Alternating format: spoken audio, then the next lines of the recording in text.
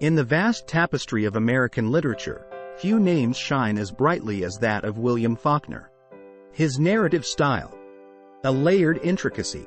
Each story he penned was a voyage into the depths of the human soul. Welcome to another episode of Quote Almanac, where today, we will traverse the life and words of this literary maestro.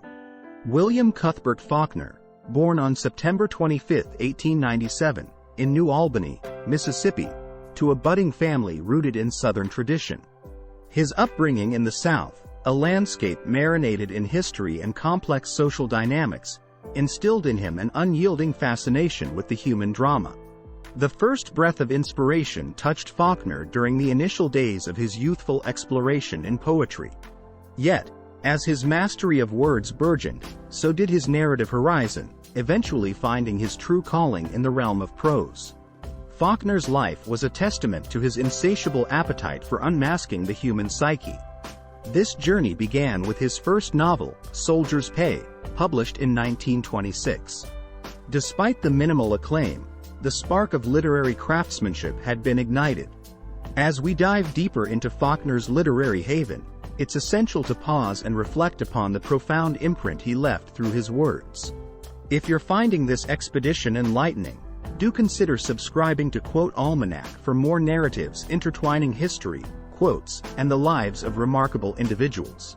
His endeavor to narrate the complexities of the human condition burgeoned with novels like The Sound and the Fury and As I Lay Dying. These novels didn't just tell stories. They delved into the consciousness of his characters, a technique that was revolutionary at the time. Another memorable utterance from Faulkner is, "I never know what I think about something until I read what I've written on it." This self-reflective statement unveils the process of self-discovery through the act of writing, an insight many writers and thinkers can resonate with.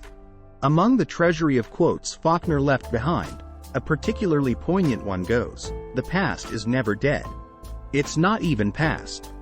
This line resonates with a timeless truth, emphasizing the inextricable link between the past and the present, an ethos often reflected in the narratives he crafted.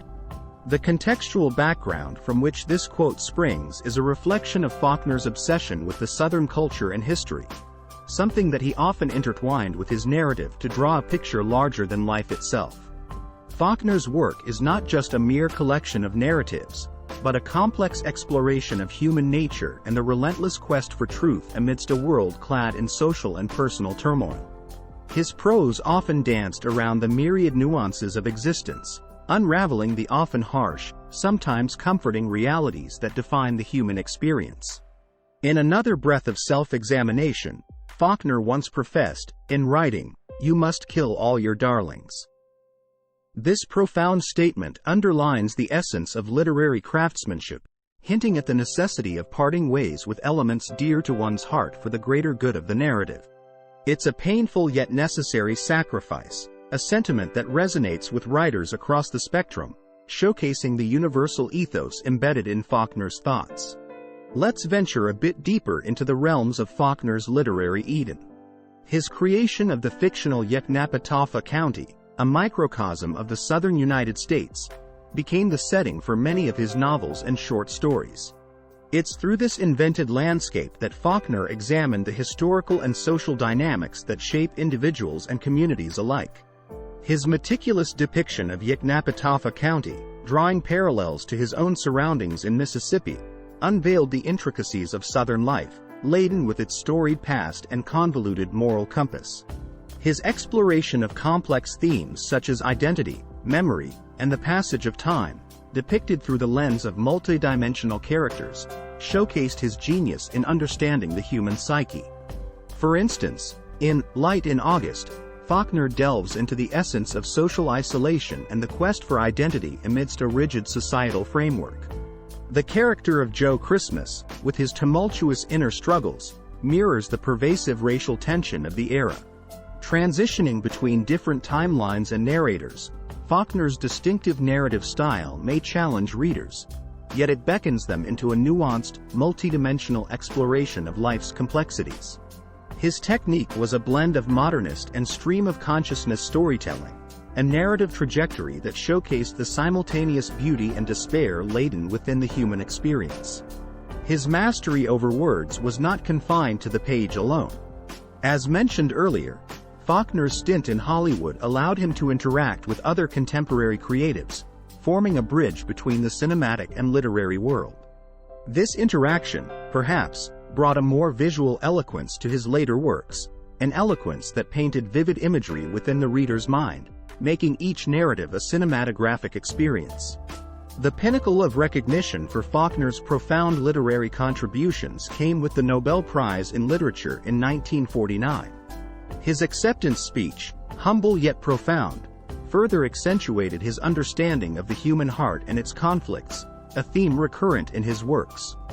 Faulkner's life was not devoid of personal struggles, as his battle with alcoholism often cast a long shadow. Yet, despite these personal adversities, or maybe because of them, Faulkner's literary output remained undeterred, his works often reflecting a deep understanding of the human struggle and an empathetic portrayal of the human condition. His death on July 6, 1962, marked the end of an era, but the legacy of William Faulkner continues to resonate within the literary sphere, inspiring generations of writers to delve deeper into the uncharted territories of human emotions and societal dynamics. Faulkner was not just a writer. He was a philosopher, a critic of societal norms, and an explorer of the human psyche. His ability to intertwine complex characters with intricate plots against the backdrop of a historically rich setting makes his works a timeless exploration of humanity. His lifetime was not just a solitary engagement with words. Faulkner had a stint as a scriptwriter in Hollywood, contributing to the scripts of films like To Have and Have Not and The Big Sleep. His dalliance with cinema brought a distinctive flair to his later narrative style, making his prose even more evocative and visual. The zenith of his literary journey came when he was awarded the Nobel Prize in Literature in 1949, a well-deserved recognition for his ability to create the human heart in conflict with itself. The essence of Faulkner's work transcends the bounds of time, his tales resonating with the ceaseless human quest for understanding the complex emotional landscape we navigate. As we conclude our voyage through the life and words of William Faulkner, it's evident that his legacy isn't merely etched in the annals of American literature but in the hearts of every reader who seeks to explore the human condition through his evocative narrative. If you found this exploration enlightening, do like this video and subscribe to Quote Almanac for more deep dives into the lives and quotes of historical figures. Until our next episode, keep pondering the past through the lens of the present, and remember, the essence of history often lies in the words of those who've lived it.